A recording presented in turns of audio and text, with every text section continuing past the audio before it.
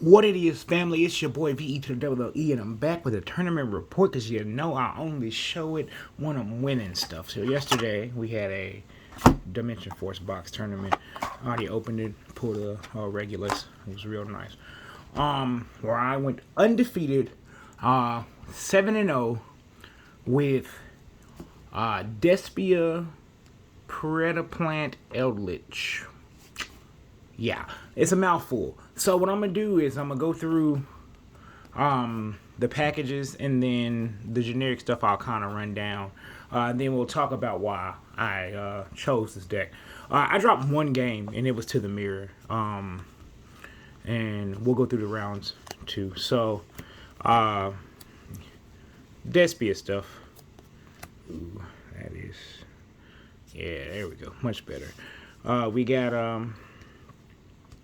3 Aluber, 3 Tragedy, 3 Albaz.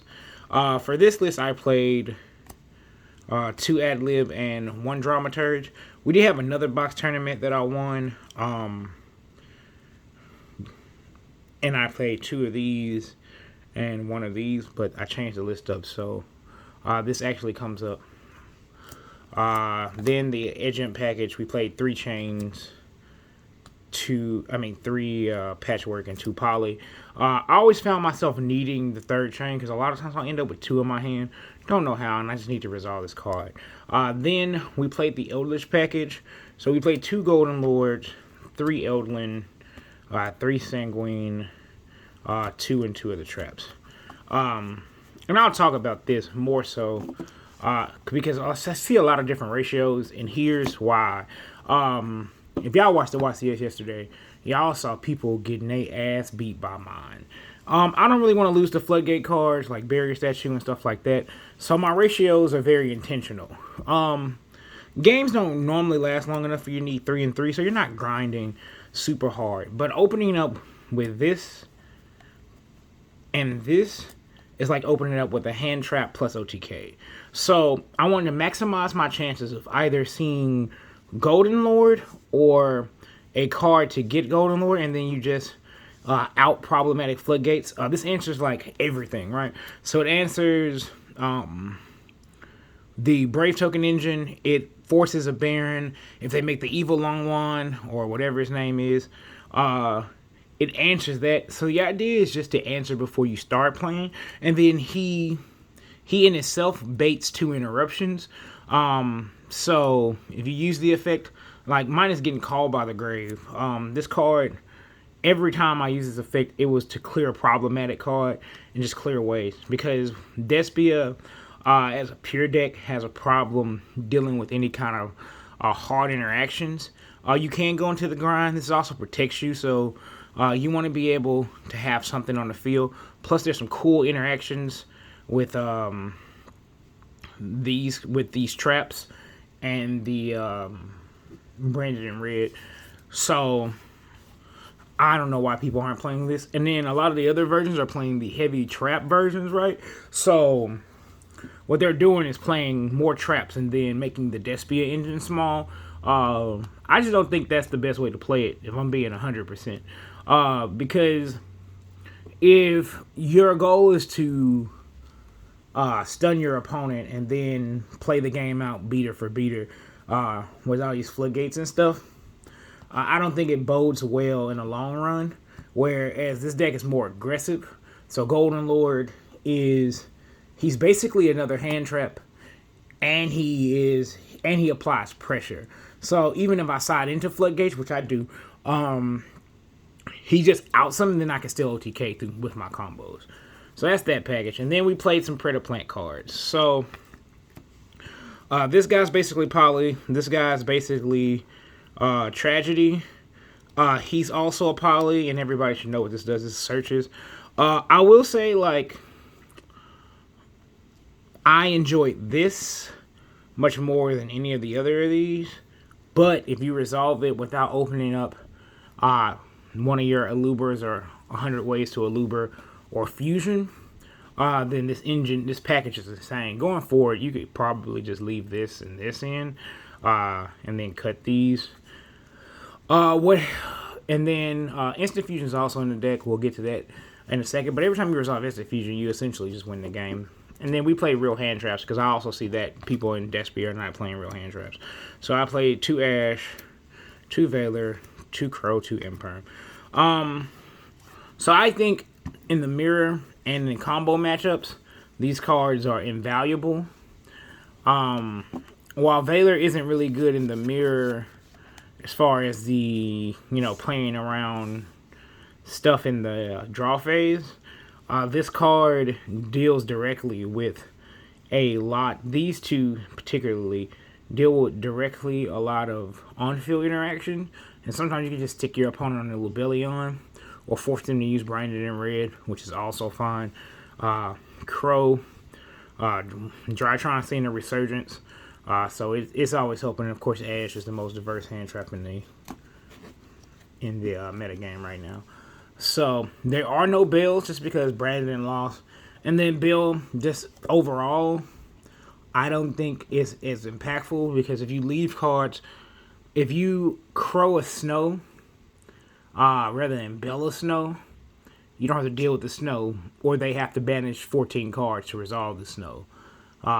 So there's that. Then we get to the generic stuff. We played 3 Allure, 1 Pot. Now I know y'all gonna go crazy. Y'all gonna be like, what the hell is this? But so the idea is there's so many dark monsters in your deck that you gotta play this. And then post side, this card is probably more important. So you could feasibly do 2 and 2. Cause I did side the 3rd Allure out a lot. So you could feasibly do 2 and 2 just because you're digging. I only played 1 because I'm only gonna ever banish 3. And then they're just food for Golden Lord to set in. 1 Foolish for your Golden Lords or your Tragedy or your Plant. Then more going second card. So you had 2 droplets. If I play 3, I always open like 2. And if it wasn't once per turn, that would be cool. I'll get some flack for this in a minute. But then of course the generic branded opening. Let you do your draw phase shenanigans, branded fusion, the reason why this deck is playable. Instant fusion for the Predaplant combo. And then I only played 1 red and 1 banishment. Now here's the deal, right? So I played 2 ad-libs because for the Guardian Chimera play, this card is the most important. If you want more interruption, and then ad-lib basically can still do the same thing. So you could still get an ad-lib in the grave, and then bring it back, banish, and make Masquerade, and then bring back the Mirror Jade. So you still get the 2 interruptions. This is also just good against decks like Drytron, who need to have their monster stick. There has been times where you just chain this to Mu Beta when they activate the fusion spell, and then you just banish the Mu Beta and force them to use what they have.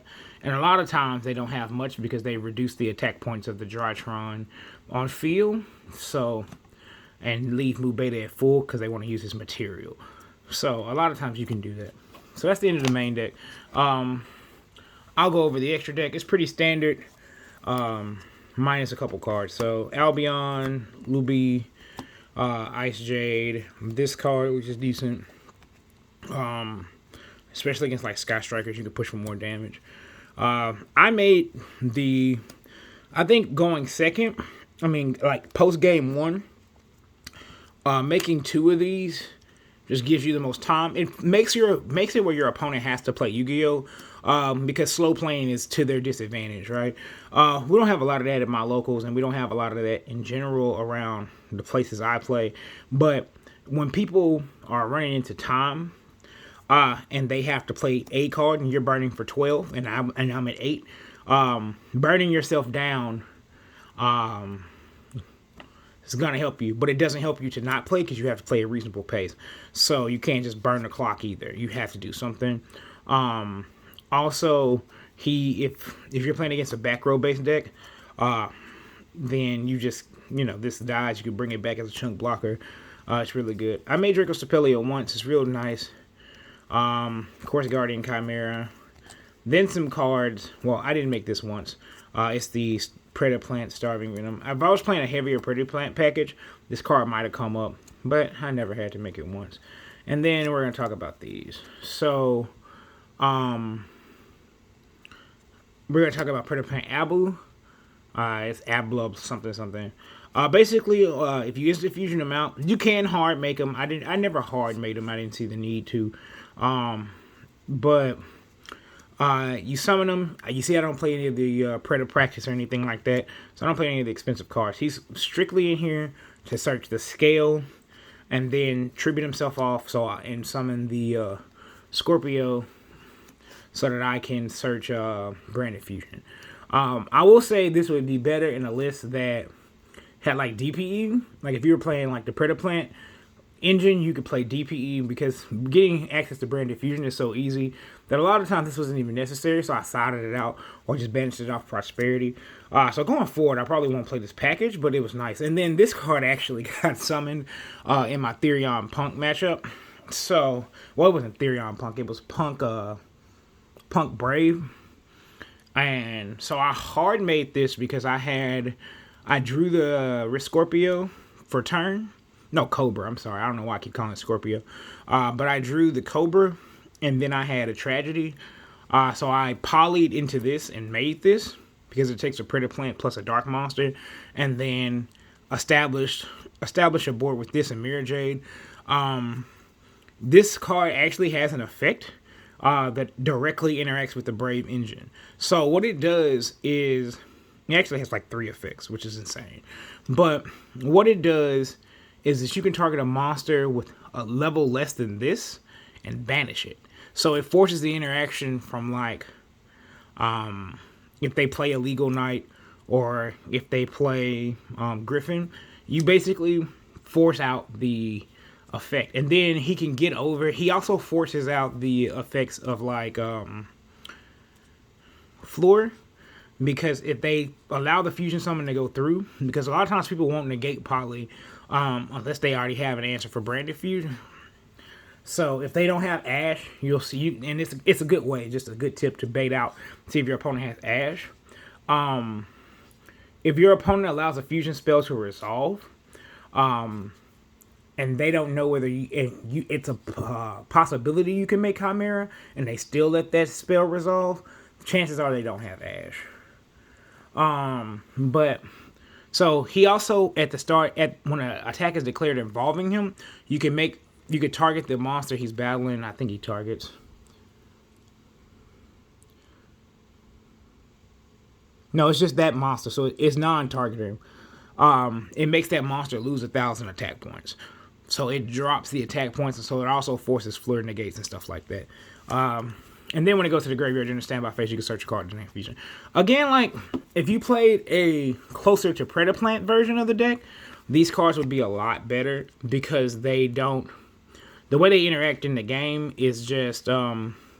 they give you more fusion spells, but because, like, Branded in Red and Branded Banishment aren't fusion cards, it's really a lot of redundancy, but it's broken when your hand isn't very good. But I like it. If you're going to play the pure, like closer to the pure Predaplant list, I would suggest playing DPE because searching Fusion Destiny is super easy, and then you just slap Fusion Destiny onto the end of your board, which outs those Mystic Minds. So then my side deck, Respect Trap decks, and then for like Sword Soul, Flunderies, stuff like that. I actually sided these in a lot for like the Mirror, a couple other things. I hate Flunderies. The Mirror, and then some Sword Soul, and then 2 Nibs. So I don't main the Super Poly, and we're gonna wrap this up because this video is getting long. But I don't main Super Poly just because I don't think it does enough in matchups that are not the Mirror. So if you run against like Therion, ABC, unless they make IP Masquerade, you have nothing to Super Poly. It's just that. You can Super Poly the ABC, but again, like, they have so much advantage moving that ABC with the Super Poly. It makes no difference, to be honest. So I just don't feel like this card does as much as people think it does in the main deck. When you're preparing for the Mirror, yes, cool, but this deck has like a 90% win rate versus the mirror. I dropped one game to the mirror because his hand was correct. But other than that, I didn't drop a single game. Then I'll kind of run through the tournament report real quick. Round 1 was zombies. We actually went into time. Game 2. Game 1 was a grind fest. The new zombie stuff is insane. So shout out to my boy Rasta Rajay. He polished that deck crazy. Round 2, I played Sky Striker Brave. That was 2-0. Round 3, I played the Mirror. That was 2-1. Round 4, what did I play? I don't remember what I played round 4. It wasn't the Mirror. But round 5, I played Therion Punk. Not Therion, but Punk Adventurer. We went to Swiss. I played Sky Strikers 2-0. And then in the finals, I played against the Punk deck again, 2-0. So this deck is insane. You can, like I said, you can exchange the Predaplant stuff out for something else if you want to. It's a very small engine. You don't even have to play it. You can just play your deck at 56 cards if you want. I won't. But, so that's the deck profile, man. I won. I pulled a Regulus. Life is good. It's your boy VE to the double LE signing out.